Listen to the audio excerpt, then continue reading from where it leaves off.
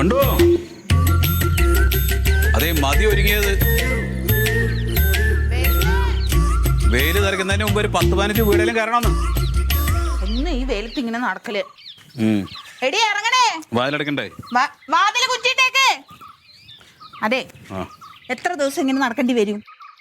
എത്ര ദിവസം നടന്നാലും പി റെയിലിനെതിരെ ശക്തമായിട്ടുള്ള പ്രക്ഷോഭം നമ്മളിവിടെ സംഘടിപ്പിക്കും. അല്ല ഏട്ടാ, ഇത് പറഞ്ഞോണ്ട് ഏട്ടൻ എന്താ കുഴപ്പം?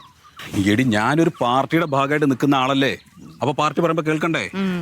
അപ്പൊ കഴിഞ്ഞ ഇലക്ഷനിൽ തന്നെ ഞാനെന്തോ പാർട്ടിക്ക് വേണ്ട രീതിയിൽ പ്രവർത്തിച്ചില്ല എന്ന് പറഞ്ഞിട്ട് വലിയ പ്രശ്നമായിരുന്നല്ലോ. അപ്പൊ അതിന്റെ ചെറിയ ചുരുക്കി ഇപ്പോഴും പാർട്ടിക്കകത്തുണ്ട്. അപ്പൊ അതുപോലെ ചെയ്തവര് മാറ്റിയെടുക്കുകയും ചെയ്തോടെ. അല്ല ഏട്ടാ, നമ്മളിങ്ങനെ പോകുമ്പോഴേ എന്റെ അടുത്ത് വന്ന് ആരെങ്കിലും ചോദിക്കുകയാണ് ഈ പീറയിൽ വന്ന എന്താ കുഴപ്പമെന്ന് വെച്ചാൽ ഞാൻ എന്താ പറയാ? നീ പീറയിൽ വരുന്നോട് കൂടിയിട്ട് കേരളം രണ്ടായിട്ട് വിഭജിക്കപ്പെടുന്നു പറയണം. അത് പറഞ്ഞാ മതി. ഈ കേരളം എന്ന് പറയുന്നത് ഒരു ചാണിന്റെ വലിപ്പല്ലേ ഉള്ളൂ, അല്ലേ? ഇതാണ് വന്നു കഴിഞ്ഞാല് കേരളം രണ്ടായിട്ടാണ് വിഭജിക്കപ്പെടും. പിന്നെ മാത്രല്ല പശ്ചിമഘട്ടം തകരും. അറബിക്കടലാണ് അപ്പുറത്ത് കിടക്കണത്. കടലിൽ നിന്ന് വെള്ളം ഇരച്ച് കയറി കഴിഞ്ഞ് കേരളം തന്നെ ചിലപ്പോൾ ഇല്ലാണ്ടാവും. ഇങ്ങനെയൊക്കെയുള്ള പ്രശ്നങ്ങൾ ഉണ്ടാവും എന്നുള്ള കാര്യങ്ങൾ പറഞ്ഞാൽ മതി. നീ വേറെ ഒന്നും ചെയ്യണ്ട കേട്ടാ. ട്രെയിൻ ഓടി എങ്ങനെ കടല് കയറാ? ഇങ്ങനെ നിരന്തരമായിട്ട് ഓടിക്കൊണ്ടിരിക്കുമ്പോ അതൊക്കെ സംഭവിക്കില്ലേ? അതല്ലേ പരിസ്ഥിതി പ്രവർത്തകർ പറയുന്നത്. അതൊക്കെ നമ്മൾ കേൾക്കണ്ടേ? അങ്ങോട്ട് വാ, പറഞ്ഞുതരാണല്ലോ. ഞാൻ ഏട്ടനോട് ചോദിക്കാൻ പറയും. അതെ, ഈ സുരേഷിന്റെ സുരേഷിനെ കുറിച്ച് വായനശാലയുടെ അവിടെ ഞാൻ വായനശാലയുടെ അവിടെ ഞാൻ പിന്നെ വിളിക്കാട്ടോ. എവിടേക്ക് പോണ്? ഞാനേ വായനശാലയിൽ കുറച്ച് പുസ്തകങ്ങൾ പാസ്സായിട്ട് അപ്പൊ അത് എടുക്കാൻ പോണം. രണ്ടാളും കൂടി ഞങ്ങള് ഒരു 10-15 വീട് കയറാനുണ്ട്. മോളുടെ കല്യാണം ശരിയായില്ലേ? കല്യാണം എന്നല്ലാന്നേ, ഒരു കുരുത്തം കെട്ട ഒരു സാധനം വരുന്നുണ്ടല്ലോ കേരളത്തില്. എന്ത് വീണ്ടും വൈറസ് വരണ്ട? അതല്ല, പീറയില്. പീറയിലോ? അത് നല്ല പരിപാടിയല്ലേ? അതെങ്ങനെ കുരുത്തം കെട്ടതാവണ്? ഇപ്പൊ ഈ ഒരു റെയിലിന്റെ കാര്യം എന്താണ്? അതാണ് ഇപ്പൊ ഈ റെയിൽ വന്നെന്താ കുഴപ്പം? നിന്റെ ആരെങ്കിലും കാസർഗോഡുണ്ടോ? എന്റെ ആരും കാസർഗോഡില്ല. പക്ഷെ നമ്മുടെ കേരളത്തിലെ ജനപിന്തുണയുള്ള നേതാക്കന്മാര്, ഭരിക്കുന്നവര്, MLA മാര്, മന്ത്രിമാര് പലരും കണ്ണൂർ കാസർഗോഡ് ഭാഗത്തുള്ളവരാ. അവർക്ക് 4 മണിക്കൂർ കൊണ്ട് തിരുവനന്തപുരത്ത് വന്നിട്ട് തിരിച്ചു പോക്കൂടെ? അവർക്ക് തിരുവനന്തപുരത്ത് വീടും കാറൊക്കെ ഇല്ലേ? അങ്ങനെയല്ല. എന്നാൽ കേരളത്തിന്റെ ഒരറ്റം മുതൽ മറ്റേ അറ്റം വരെ 4 മണിക്കൂർ കൊണ്ട് പോയി വരിക എന്ന് പറഞ്ഞ വികസനല്ലേ? എന്ത് വികസനടോ? വികസനത്തിനൊന്നും ആരും എതിരല്ല. പക്ഷെ ഇപ്പൊ ഇതിന്റെ ആവശ്യമില്ല. അതെ, നിങ്ങൾക്ക് അതിന്റെ അനുഭവം അറിയാനിട്ടാണ്. കാസർഗോഡുള്ള ഒരു ക്യാൻസർ രോഗിക്ക് തിരുവനന്തപുരം ക്യാൻസർ സെന്ററിൽ വന്ന് ചികിത്സിച്ചു പോരാൻ എത്ര കുറച്ച് സമയം മതി? ഏടോ, അങ്ങനെ ഇപ്പൊ ഈ ക്യാൻസർ രോഗികളെ ചികിത്സിക്കാനാണെങ്കിൽ ഇത്രയും പൈസ മുടക്കിയിട്ട് ഇപ്പൊ ചെയ്യേണ്ട കാര്യമില്ലല്ലോ. അവിടെ ഒരു ക്യാൻസർ സെന്റർ തുടങ്ങിയാ പോരെ? അത് മാത്രല്ലാന്ന്, ഇപ്പൊ ഈ വികസനം എന്ന് പറയുന്നത് നമ്മുടെ നാട്ടിലെ ഭരണം, അതിനിങ്ങനെ രാഷ്ട്രീയമായിട്ട് തുരങ്കം വെക്കരുത്. ഇത് രാഷ്ട്രീയമായിട്ടുള്ള തുരങ്കല്ലാന്ന്. അമേരിക്കയിലൊക്കെ ഒന്ന് വന്നു നോക്കി. 30 കൊല്ലങ്ങൾക്ക് മുമ്പ് അമേരിക്കയിൽ ഈ റെയിൽ വന്നു. 30 കൊല്ലം മുമ്പ് അമേരിക്കൻ റെയിൽ വന്നു. അമേരിക്കയുടെ ഭൂമിശാസ്ത്രം പറയണെന്ന്. ഇവിടെ അണക്കെട്ട് പൊട്ടിയിട്ട് ചാവാൻ നിൽക്കുകയാണ് ആൾക്കാർ. അതിന്റെ ഇടയിൽ കൂടെ ഈ ട്രെയിനിന്റെ ആവശ്യം എന്താണ്? വെറുതെ ആവശ്യമില്ലാത്ത കാര്യം പറയുന്നത്. ഈ റെയിൽ വരുന്നത് അണക്കെട്ട് നമ്മൾ എന്താ ബന്ധം? എന്റെ സുഖദേട്ട, അത് മാത്രമല്ല, നമ്മുടെ ഭൂമി നശിച്ചു പോവില്ലേ? ഒരു പ്രകൃതി സ്നേഹികൾ വന്നു. 2 ഏക്കർ കൃഷിഭൂമിയല്ലേ നിങ്ങൾ തൂർത്ത് പറമ്പാക്കിയിട്ട് വിറ്റത്? അപ്പൊ നിങ്ങൾക്ക് ഈ പ്രകൃതി സ്നേഹമൊന്നും ഉണ്ടായില്ല. എന്റെ സുഖം റോഡ് സൈഡിലുള്ള കുളം തൂർത്തിട്ടാണ് ബിൽഡിംഗ് കെട്ടിടണ്ടാക്കി വിട്ടത്. അതൊരാവശ്യത്തിനല്ലേ? അപ്പൊ അവനവന്റെ ആവശ്യക്കാവാ. നിങ്ങൾ എന്തൊക്കെ പറഞ്ഞാലും ശരി, ഞാൻ പി റെയിലിന് അനുകൂല. നീ അനുകൂലാണെങ്കിൽ പി റെയിലിന് ഞങ്ങൾ പ്രതികൂല. അതെ, ഇതാണ് ഈ നാട് നേരാവത്ത്. ഇവിടെ നല്ലതിനെ നല്ലതെന്ന് പറയും. അപ്പൊ എന്ത് നല്ലതല്ല? ഇത് നല്ലതല്ല. അതന്നെയാണ് കുഴപ്പം. നാട് നേരാവില്ല. നേരമല്ല. അല്ല, സൈക്കിള്. അയ്യോ, സൈക്കിള് മറന്നു. കടല് കയറുന്ന കാര്യം പറഞ്ഞില്ല. കടല് കയറുന്ന കാര്യം വേറെ ആരോടും പറയാം. അതൊക്കെ അവനോട് പറഞ്ഞാലോ? എന്താ, പക്ഷെ മറ്റേത് നന്നായിരുന്നിട്ടോ. അങ്ങനെയൊക്കെ തന്നെ പറയേണ്ടത്.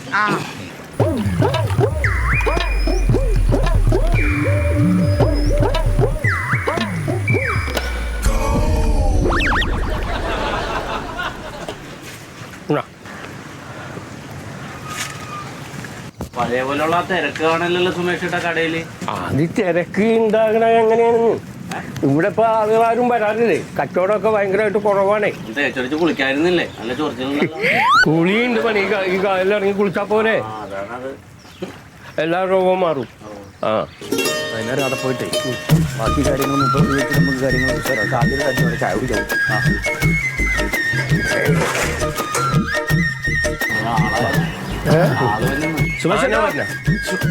സുമേഷ് 2 ചായ. സ്ട്രോങ് എടുക്കണം അല്ലേ? പിന്നെ ഇനിയിപ്പോ മോളത്തേക്ക് എളുപ്പത്തിൽ എത്താലോ. അതെങ്ങനെയാണപ്പാ? പീറയിൽ വരാൻ പോവാണ്. പീറ്റർ കയറ്റം വരാൻ പോകണം. പീറ്റർ കയറ്റം അല്ലാന്ന് റെയിൽ ആ അങ്ങനെ പുതിയ റെയിലാണ്. ആ അതിലൂടെ സഞ്ചരിക്കാലേ 3 മണിക്കൂർ കൊണ്ട് നിങ്ങൾക്ക് കണ്ണൂരെത്താം. അതെ അതെ എന്റെ പൊന്ന് സുമേഷ് ചേട്ടാ നിങ്ങൾക്കും പിടിച്ചാ പ്രാന്ത്.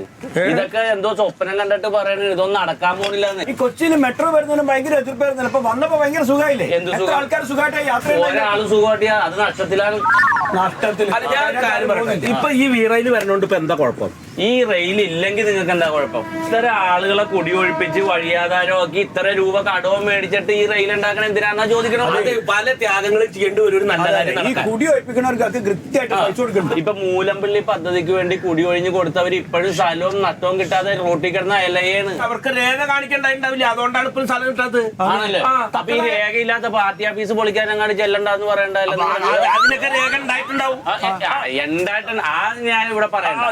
വികസനം വരുമ്പോ അതിനെ എതിർക്കരുത് കാര്യം അത്രേ പറയാം. എന്ത് വികസനം സുമേഷേട്ടാ നിന്റെ കല്യാണോ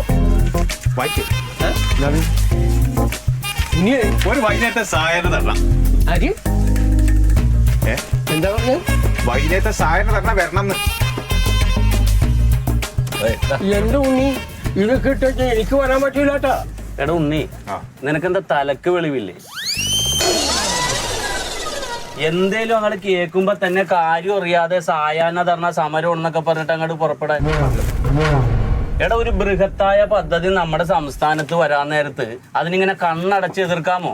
അല്ല പ്യാരി ഇല്ല പറയട്ടെ, നിനക്ക് ഇതിന്റെ ഗുണവശങ്ങൾ വല്ലതും അറിയാമോ? ഇപ്പൊ 12 മണിക്കൂർ കൊണ്ട് കാസർഗോഡ് നിന്ന് തിരുവനന്തപുരത്ത് യാത്ര ചെയ്യണത് വെറും 4 മണിക്കൂർ കൊണ്ട് എത്താൻ പറ്റും. ഇല്ല പറയട്ടെ, ഇനിയുണ്ട് അതിന് ഗുണവശങ്ങളെ. അത് കൂടാതെ ഇതിനു വേണ്ടി ഭൂമി നഷ്ടപ്പെടുന്നവരുടെ കാര്യമല്ലേ നിങ്ങൾ പറയണ? ഭൂമി നഷ്ടപ്പെടുന്നവർക്ക് മാർക്കറ്റ് വിലയുടെ 3 ഇരട്ടി കൊടുക്കും. ഇല്ല ഇല്ല ഇനിയുണ്ട്. വീട് നഷ്ടപ്പെടുന്നവർക്ക് ലൈഫ് പദ്ധതിപ്പെടുത്തി വീട് കൊടുക്കും. ഇത്രയും വലിയൊരു പദ്ധതിന നീ വെറുതെ കണ്ണു അടച്ച് എതിർക്കണ എന്തിനാണ്? ഇനി കണ്ണൂരും കാസർഗോഡും ഉള്ള ക്യാൻസർ രോഗികൾക്ക് കൃത്യസമയത്ത് RCCയിൽ ചെന്ന് ചികിത്സ കിട്ടും. ഇതെല്ലാം സൗകര്യം ഉണ്ടെന്നാണ് ഈ വിവരദോഷികൾ ഇതിനെപ്പറ്റി പറയണത്. ആദ്യം പറഞ്ഞ് 900 ഹെക്ടർ ഭൂമി മതി ഈ പദ്ധതിക്കുന്ന്.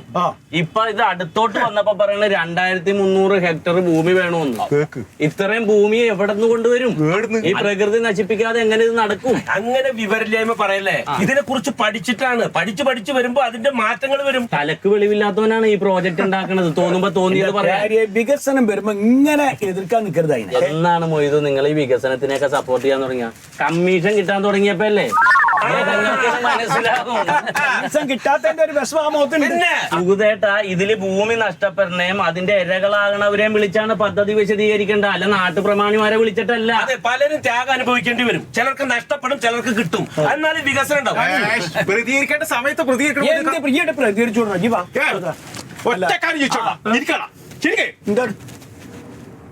ചോദിച്ചൂടെ? പരിസ്ഥിതിന്റെ അവസ്ഥ എന്താണ്? ഭൂമി നമ്മള് വയലും പോയൊന്നും നശിപ്പിക്കുന്നില്ലടോ. അതിന്റെ മേലെ കൂടിയാണ് റെയിൽ വരാൻ പോണത്. ഒറ്റക്കാരൻ ചോദിച്ചോട്ടാ, ഒറ്റക്കാരൻ അവസാനം ചോദിക്കുന്നത് ഉത്തരവോട്ട് കേൾക്കും. പരിസ്ഥിതി പോട്ടെ, ഭൂമിയുടെ നമ്മുടെ ഭൂമിയുടെ സന്തുലിതാവസ്ഥയുടെ അവസ്ഥ ധർണ നടത്തിക്കൂടെ? ഞാനൊരു കാര്യം പറയാലോ, മരണം വരെ ഈ റെയിൽ പദ്ധതി ഇവിടെ വരുന്നതിന് വേണ്ടി ഞാൻ ശക്തമായി പോരാ. ഞാനുണ്ടാവും. എന്തെങ്കിലും വേണ്ടിട്ട് വർത്താനം പറഞ്ഞ് ഇതൊക്കെ രണ്ടും ചത്താലും അതിന്റെ കൂടി യാത്ര ചെയ്യാനും പോണില്ല, ഇവരത് കാണാനും പോണില്ല. ആരെങ്കിലും എന്തെങ്കിലും പറയണ കേട്ടാ അങ്ങോട്ട് ബസ്സിലും ബോധ്യപ്പെടുത്താൻ പറ്റിയ ഒരു നേതാവ് നമ്മളിനി ഇതുപോലത്തെ ആളുകളെ കാര്യം ബോധ്യപ്പെടുത്തിയിട്ട് ഒന്നും നടക്കാൻ പോണില്ല. മനസ്സിലായില്ലേ? ഞാൻ ചായയുടെ കാശ് കൊടുക്കും. ഞാൻ നേരത്തെ പോയത്. ശരി.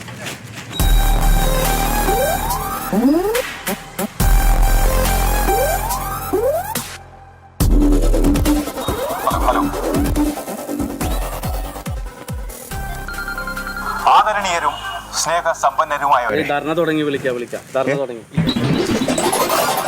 സർക്കാരിന്റെ റെയിൽ പദ്ധതിക്കെതിരെ ഈ ഒരു സായാഹ്ന ധർണ ഉദ്ഘാടനം ചെയ്യാനായി പൊതുപ്രവർത്തന രംഗത്ത്, സാംസ്കാരിക രംഗത്ത് നിറസാന്നിധ്യമായി തീർന്ന ശ്രീ സത്യശീലൻ അവർകളെ ഉദ്ഘാടനം ചെയ്യായി ഞാൻ ക്ഷണിക്കുന്നു. സമയമുണ്ടെങ്കിൽ മറ്റേ കടലിൽ കയറണമെന്ന് ഞാൻ പറയാം.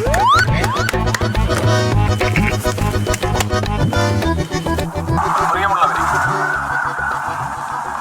കേരളത്തെ ഒന്നാകെ തകർക്കുന്ന കേരളത്തെ മുച്ചൂടും മുടിപ്പിക്കുന്ന പശ്ചിമഘട്ടം പൂർണ്ണമായും ഇല്ലാതാക്കുന്ന ഈ നശിച്ച പീറയിൽ പദ്ധതി തീർച്ചയായും നഖശിഖാന്തം നമ്മൾ എതിർക്കേണ്ടതാണ്. ഈ പദ്ധതി വരുന്നതോടുകൂടി ആർക്കാണ് പ്രയോജനം? സാധാരണക്കാർക്ക് പ്രയോജനമുണ്ടോ? ഇല്ല. ഇത് കുത്തക മുതലാളിമാർക്കും സമ്പന്നന്മാർക്കും വേണ്ടി മാത്രമുള്ളതാണ്. വളരെ സ്നേഹത്തോടെയും സൗഹാർദ്ദത്തോടെയും പെരുമാറിയിരുന്ന ഈ കേരളത്തിലെ ജനങ്ങളെ പല വഴിക്ക് തിരിക്കുന്ന സമീപനമാണ് സർക്കാർ അവലംബിക്കുന്നത്. ഈ പദ്ധതി വരുന്നതോടുകൂടി ഇത് നമ്മളെ മാത്രമല്ല വരുന്ന തലമുറയെ കൂടി കടക്കണിയിലേക്ക് തള്ളിവിട്ടുകൊണ്ടിരിക്കും. അത് നമ്മൾ മനസ്സിലാക്കണം. അപ്പൊ അതിനെതിരെയുള്ള സായാഹ്ന ധർണയാണ് ഇവിടെ നടക്കുന്നത്. ഈ ധർണ ഔപചാരികമായി ഉദ്ഘാടനം ചെയ്തതായിട്ട് ഞാൻ പ്രഖ്യാപിക്കുന്നു. പിന്നെ സുഹൃത്തുക്കളെ, 2 വാക്ക് സംസാരിക്കുന്നതിന് വേണ്ടി പ്രശസ്ത കവിയും സൈദ്ധാന്തികനും ചിന്തകനും ആയിട്ടുള്ള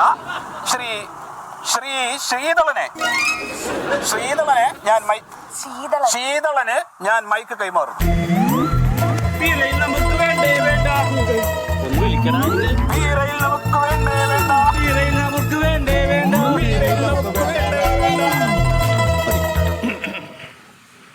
എല്ലാവർക്കും തിമിരം, നമ്മൾക്കെല്ലാവർക്കും തിമിരം. മങ്ങിയ കാഴ്ചകൾ കണ്ടുമടുത്തു. കണ്ണടകൾ വേണം, കണ്ണടകൾ വേണം. എത്ര അർത്ഥമുള്ള വരികളാണ്. ഇപ്പോഴും നമ്മുടെയൊക്കെ മനസ്സിൽ ഞാൻ ആലോചിക്കുന്നത്, ഒറ്റ ചുമടുമായി ഒറ്റടി പാതകൾ കുതിച്ചു പോയ നമുക്ക്, കുതിരകളും കാളകളും വാഹനമാക്കിയ നമ്മൾ ഇന്ന് അതിവേഗം ബഹുദൂരം എത്തുവാനായിട്ട് നമ്മൾ സ്വീകരിക്കുന്ന വഴികൾ എത്ര കണ്ട് നീചമാണ് എന്ന് പലപ്പോഴും നമ്മൾ ആലോചിക്കേണ്ടത്. ഇത് എന്തിനാണ്? എങ്ങോട്ടാണ് ഈ പാച്ചില്? എവിടെയാണ് ഈ മോഹം ചെന്ന് അവസാനിക്കുക? വിഷം തുപ്പുന്ന പല ശകടങ്ങളും നമുക്ക് ഇതിനു മുൻപും ലഭിച്ചിട്ടില്ലേ? എന്നിട്ട് മോഹം നിലച്ചു ഇല്ലല്ലോ. ഇപ്പോഴും നമ്മുടെ മോഹം അവസാനിക്കുന്നില്ല.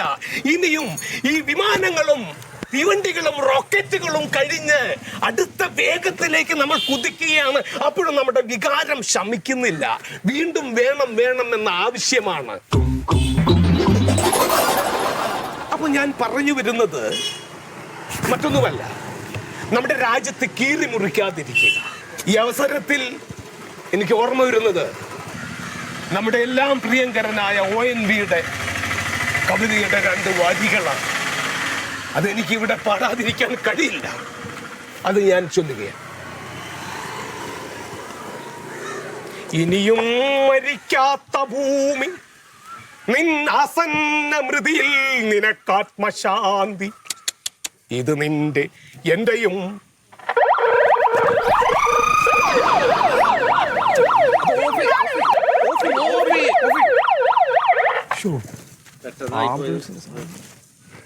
കവിത കഴിഞ്ഞില്ല കേട്ടോ. കുഴപ്പമില്ല, മതി. അങ്ങനെയാവട്ടെ. മറിമായം